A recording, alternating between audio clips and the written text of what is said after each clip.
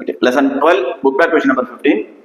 ஒரு 10 கொஸ்டின்ஸ் இருக்கும். நம்மளுக்கு 5 ரெண்டு பார்ட்டா பார்த்துக்கலாம். How will you prepare acetic anhydride from acetic acid, ethyl acetate from methyl acetate, acetamide from methyl cyanide, lactic acid from ethanol, acetophenone from acetyl chloride. So இந்த 5 கொஸ்டின்ஸ்க்கான answer பார்ப்போம்.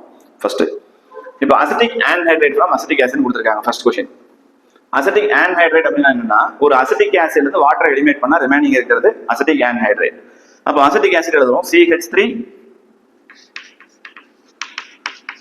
COOH acetic acid எழுதிட்டோம். இதுல இருந்து H2 eliminate பண்ண முடியுமா அப்படின்னு பாத்தீங்கன்னா eliminate பண்ண முடியாது. ஏன்னா COOHல வந்து பாத்தீங்கன்னா ஒரு ஹைட்ரஜன் தான் இருக்கு. உங்களுக்கு H2க்கு 2 ஹைட்ரஜன் வேணும். சோ 2 அசிட்டிக் ஆசிட் எழுதிக்கணும். CH3 COOH.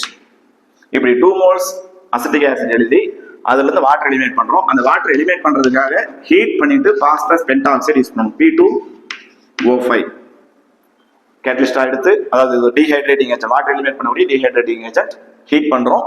அப்போ இந்த 2 மோல்ஸ் அசிட்டிக் ஆசிட்ல இருந்து ஒரு H2 எலிமினேட் ஆகும். ஒரு அசிட்டிக் ஆசிட்ல இருந்து H, இன்னொரு அசிட்டிக் ஆசிட்ல இருந்து OH எடுத்துக்கிறோம். H2 எலிமினேட் ஆகுது. ரிமைனிங் CH3CO அப்படி எழுதலாம். CH3CO ஒரு O அப்படியே இருக்கும். ஸோ இந்த ஆக்சிஜன்ல ஒரு பாண்ட் பிரேக் ஆயிருக்கு, இந்த கார்பன்ல ஒரு பாண்ட் பிரேக் ஆயிருக்கு. ஸோ இந்த CO போய் அந்த ஆக்சிஜனோட பாண்ட் ஆகும்.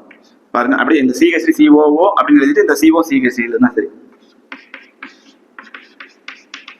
இதுதான் அசிட்டிக் ஆன்ஹைட்ரைட். ஆன்ஹைட்ரைட் அப்படின்னா வாட்டர் இல்லாம அப்படின்னு அர்த்தம். ஸோ அசிட்டிக் ஆசிட்ல இருந்து வாட்டர் எலிமினேட் பண்ணதுக்கு அப்புறம் ரிமைனிங் இருக்கக்கூடியது அசிட்டிக் ஆன்ஹைட்ரைட். ஸோ இங்க H2O போட்டுக்கலாம். அப்படி இல்லை நம்ம இங்க -H2O போனோம். ஏரோ மார்க்ல -H2O போட்டால் நம்ம ப்ராடக்ட் சைடில் H2O எழுத வேண்டாம். அல்லது இங்க எழுதாமட்டோம் அப்படின்னா ப்ராடக்ட்ல H2O எழுதணும். ஸோ அசிட்டிக் ஆசிட் எடுக்கிறோம், டீஹைட்ரேட்டிங் ஏஜென்ட் எடுத்து ஹீட் பண்றோம். அப்போ வாட்டர் எலிமினேட் ஆயிட்டு நம்மளுக்கு ரிமைனிங் இருக்கிற part acetic anhydride. So first question முடிஞ்சது. Second, ethyl acetate from methyl acetate. So ethyl acetate prepare பண்ணணும் ஃப்ரம் மெத்தில் அசிட்டேட். மெத்தில் அசிட்டேட்னா அசிட்டேட் CH3COO, இது அசிட்டேட் குரூப். CH3COO மைனஸ் அப்படின்னா அது அசிட்டேட். இதுல ஒரு மெத்தில் குரூப் சப்ஸ்டிட்யூட் பண்றோம், CH3. ஸோ CH3COO CH3 அப்படிங்கிறது அது மெத்தில் அசிட்டேட். ஸோ இது மெத்தில் குரூப், இது அசிட்டேட். ஸோ மெத்தில் அசிட்டேட் எடுத்துக்கிட்டோம். இதுல இருந்து நம்ம என்ன ப்ரிப்பேர் பண்ணணும்? எத்தில் அசிட்டேட் ப்ரிப்பேர் பண்ணணும். எத்தில் அசிட்டேட்னா என்ன? அதே அசிட்டேட் குரூப் இருக்கும், CH3COO இருக்கும். இங்க இருந்த மெத்தில் குரூப்புக்கு பதிலாக எத்தில் குரூப் வரணும், C2H5 வரணும். ஸோ இது மெத்தில் அசிட்டேட், இது எத்தில் அசிட்டேட். ஸோ இந்த மெத்தில் அசிட்டேட்ல இருந்து எத்தில் அசிட்டேட் ப்ரிப்பேர் பண்றதுக்கு என்ன டிஃபரன்ஸ் பாருங்க. இங்க ஒரு CH3 இருக்கு, இங்க C2H5. மெத்தில் குரூப்புக்கு பதிலாக எத்தில் குரூப் வந்துருக்கும். இப்போ என்னன்னா இதுவும் எஸ்டர் தான், இதுவும் எஸ்டர் தான். அப்போ ஒரு எஸ்டர்ல இருந்து இன்னொரு எஸ்டர் ப்ரிப்பேர் பண்றோம். இது எஸ்டரிஃபிகேஷன் கிடையாது. எஸ்டரிஃபிகேஷன் ரியாக்ஷன் அப்படின்னா ஜெனரலா ஒரு CH3COOH மாதிரியான ஒரு acid plus alcohol C2H5OH or CH3OH மாதிரியான ஒரு ஆல்கஹால் எடுத்துட்டு கான்சன்ட்ரேட்டட் சல்ஃபியூரிக் ஆசிட் ஆட் பண்ணோம் அப்படின்னா H2 எலிமினேட் ஆகும். ரிமைனிங் இருக்கிறது CH3COO C2H5. CH3COO C2H5 அப்படிங்கிற மாதிரியான ஒரு எஸ்டர் கிடைக்கும். இந்த ரியாக்ஷனுக்கு பேர் எஸ்டரிஃபிகேஷன். பட் இங்க இருக்கிறதே வந்து பாத்தீங்கன்னா எஸ்டர் தான். ஆல்ரெடி இருக்கிற ரியாக்டர் நம்மளுக்கு கொடுத்துருக்கக்கூடிய இந்த மெத்தில் அசிட்டேட் இருக்கு இல்லையா, மெத்தில் அசிட்டேட்ல இருந்து ப்ரிப்பேர் பண்ணணும். அந்த மெத்தில் அசிட்டேட்டே ஒரு எஸ்டர் தான். நம்மளுக்கு தேவையான ப்ராடக்ட் எத்தில் அசிட்டேட்டும் ஒரு எஸ்டர் தான். அப்போ ஒரு எஸ்டர்ல இருந்து இன்னொரு எஸ்டர் ப்ரிப்பேர் பண்றோம். இதுக்கு பேர் டிரான்ஸ் எஸ்டரிஃபிகேஷன் அப்படின்னு சொல்லுவோம். அப்ப இங்க என்ன குரூப் இருக்கோ அதுக்கு பேர என்ன குரூப் வேணுமோ அந்த மாதிரியான ஒரு ஆல்கஹால் எடுத்துக்கணும். ஸோ அங்க C2H5 வரணும், CH3 வேற. அப்ப என்ன பண்ணலாம்? C2H5OH எடுத்துக்கணும், எத்தனால். அப்ப ஒரு மெத்தில் அசிட்டேட் பிளஸ் எத்தனால் இந்த பிரசன்ஸ் ஆஃப் அங்க மாதிரியே தான் கான்சன்ட்ரேட்டட் சல்ஃபியூரிக் ஆசிட் எடுத்துக்கணும். அது சிம்பிளா H+ அப்படின்னு மென்ஷன் பண்ணாலே போதும். So H+. இப்போ என்ன ஆகும்னா இந்த CH3 இந்த OH சேர்ந்து CH3OH எலிமினேட் ஆயிரும். இந்த C2H5 எத்தில் குரூப் வந்து மெத்தில் குரூப் மேல சப்ஸ்டிட்யூட் ஆயிரும். ஸோ CH3COO இந்த C2H5 இங்க வந்துருச்சு, எத்தில் அசிட்டேட் கிடைச்சது. ரிமைனிங் இங்க CH3OH சேர்ந்து CH3OH மெத்தனால் கிடைக்கும். ஸோ நேம் வேணும் அப்படின்னா இது மெத்தில் அசிட்டேட், எத்தில் அசிட்டேட் நம்மளுக்கு கொஸ்டின்லயே இருக்கும். இது எத்தனால் கிடைச்சிருக்குது மெத்தனால். ஸோ ஒரு எஸ்டர்ல இருந்து இன்னொரு ஹையர் எஸ்டர் ப்ரிப்பேர் பண்றதுக்கு இந்த டிரான்ஸ் எஸ்டரிஃபிகேஷன் ரியாக்ஷன் யூஸ் பண்ணுவோம். எப்படி ஹையர் எஸ்டர் 1 2 3 கார்பன் தான் இருக்கு இந்த டோட்டல் காம்பவுண்ட்ல. ஆனா இங்க 1 2 இங்க ஒரு 2 கார்பன் 4 கார்பன். சோ லோவர் அதாவது கம்மியான கார்பன் இருக்கக்கூடிய ஒரு எஸ்டர்ல இருந்து அதிகமான கார்பன் இருக்கக்கூடிய இன்னொரு எஸ்டர் ப்ரிப்பேர் பண்ணக்கூடிய மெத்தடுக்கு பேரு transesterification. Okay, next third question. Acetamide from methyl cyanide. அசிட்டமைடுக்கு என்ன ஃபார்முலா? CH3CONH2 னு இருக்கணும். சோ இந்த CH3CONH2 ப்ரிப்பேர் பண்ணனும் from மெத்தில் சயனைடு CH3CN ல இருந்து. So third question. Acetamide from methyl cyanide. Methyl cyanide CH3 C triple bond N or CH3CN எப்படி வேணாலும் சொல்லலாம். சோ மெத்தில் சயனைடு எடுத்துக்கிட்டோம். இதுல இருந்து நம்ம என்ன ப்ரிப்பேர் பண்ணோம்? Acetamide CH3 C double bond O NH2 அப்படின்னு சொல்லக்கூடிய அசிட்டமைடு ப்ரிப்பேர் பண்ணணும். பாருங்க இங்க CN இருக்கு, இங்க CONH2 இருக்கு. சோ இங்க என்ன பண்ணணும்னா ஒரு பார்ஷியல் ஹைட்ராலிசிஸ் பண்ணணும். பார்ஷியல் ஹைட்ராலிசிஸ் பண்ணோம் அப்படின்னா அதாவது கம்ப்ளீட்டா ஹைட்ராலிசிஸ் பண்ணா CN குரூப் வந்து COOH ஆ மாறிடும்.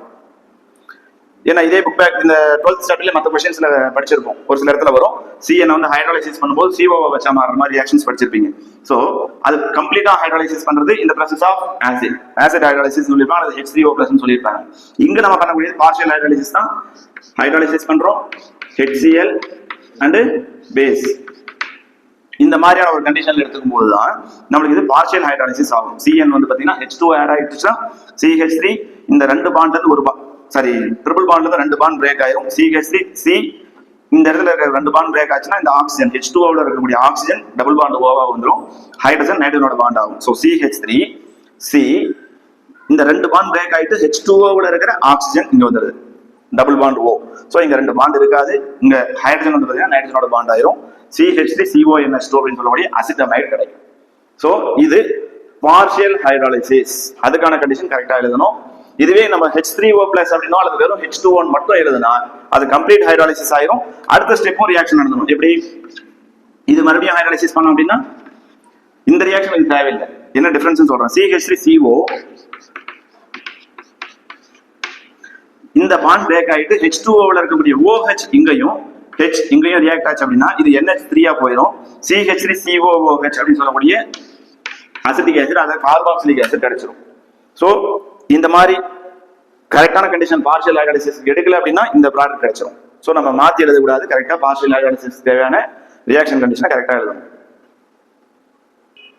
சோ பார்ஷியல் ஹைட்ராலிசிஸ் பண்ணும்போது இந்த C ட்ரிபிள் பாண்ட் எண்ணில் இருக்கக்கூடிய ரெண்டு பாண்ட் பிரேக் ஆயிட்டு ஆக்சிஜன் வந்து பார்த்தீங்கன்னா கார்பன் கூடயும் நைட்ரஜன் கூட ஹைட்ரஜனும் பாண்ட் ஆயிட்டு CH3CONH2 கிடைக்கும். இதுதான் acetamide. Okay, next 4th and 5th question பார்ப்போம். 4th question, lactic acid from ethanol, not ethanol. So ethanol எடுத்துக்கணும். CH3 CH double bond O ethanol அப்படின்னு சொல்லக்கூடிய அசிட்டால்டிஹைட் எடுத்துக்கிட்டோம். இந்த அசிட்டால்டிஹைட்ல இருந்து லாக்டிக் ஆசிட் ப்ரிப்பேர் பண்ணணும். Lactic acid formula CH3 CHOH COOH. So இந்த acetaldehyde அப்படின்னு சொன்ன இந்த அசிட்டால்டிஹைட் எத்தனல் இதுல இருந்து லாக்டிக் ஆசிட் ப்ரிப்பேர் பண்ணணும். ஸோ இது ப்ரோபனாயிக் ஆசிட், அதுல 2 ஹைட்ராக்சி ப்ரோபனாயிக் ஆசிட் தான் லாக்டிக் ஆசிட் சொல்லுவோம். ஓகே, இப்போ இதுக்கு என்ன டிஃபரன்ஸ் பாருங்க. இங்க CHO இருக்கு, இங்கேயும் CH இருக்கு. பட் இந்த ஓக்கு பதிலா OH COOH வந்துட்டு அப்ப கண்டிப்பா இன்னொரு கார்பன் இன்க்ரீஸ் பண்ணணும். இங்க 2 கார்பன் இருக்கு, இங்க பாருங்க 3 கார்பன் இருக்கு. ஸோ இன்னொரு கார்பன் இன்க்ரீஸ் பண்றதுக்கு நம்ம என்ன பண்ணணும்னா HCN கூட ரியாக்ட் பண்ணணும். Hydrogen cyanide HCN. ஸோ இந்த HCNல H+CN- நம்மளுக்கு தெரியும் இது ஒரு நியூக்ளியோஃபைல் ஆக்ட் ஆகும். CN- வந்துட்டு கார்பனை அட்டாக் பண்ணும். அப்ப இந்த கார்பன் டு ஆக்சிஜன்ல இருக்கக்கூடிய ஒரு டபுள் பாண்ட்ல ஒரு பாண்ட் ஆக்சிஜன் ஷிஃப்ட் ஆயிட்டு O- மாறும். ஸோ எப்படி எழுதலாம்? CH3 CHCN இங்க O- அண்ட் இந்த H+ போய் பாண்ட் ஆச்சுன்னா CnOH மாறி. ஓகே, இப்போ CHOH CN இருக்கு. இதை நம்ம ஹைட்ராலிசிஸ் பண்ணணும். H3O+. இதுக்கு முன்னாடி இந்த 3rd क्वेश्चनல பார்த்தோம் இல்லையா, அசிட்டமைடு CH3CONH2 கிடைச்சது. அதை ஹைட்ராலிசிஸ் பண்ணும்போது நமக்கு COOH கிடைக்கும்னு பார்த்தோம்ல, அதே ஸ்டெப் தான். இங்க வந்து பாத்தீங்கன்னா பார்ஷியல் ஹைட்ராலிசிஸ் கிடையாது, இது கம்ப்ளீட்டா ஹைட்ரலைஸ் ஆகும். அதனால CH3 CHOH அப்படியே இருக்கும். இந்த CN நம்ம C ட்ரிபிள் பாண்ட் என்ன எழுதலாம் இல்லையா, ஹைட்ராலிசிஸ் பண்ணும்போது ட்ரிபிள் பாண்ட்ல 2 பாண்ட் பிரேக் ஆயிரும். பிரேக் ஆயிட்டு இங்க ஆக்சிஜன் வந்துடும். இங்க ஹைட்ரஜன் பாண்ட் ஆச்சுன்னா NH2. இது மறுபடியும் ஹைட்ரலைசிஸ் ஆச்சு அப்படின்னா நம்ம ஏற்கனவே பார்த்த மாதிரி தான் இந்த பாண்ட் பிரேக் ஆயிட்டு இங்க ஹெச் இங்க OH. So CH3 CH OH COOH மாறும். ஸோ இங்க ஒரு OH வந்துடும், இங்க H வரும்.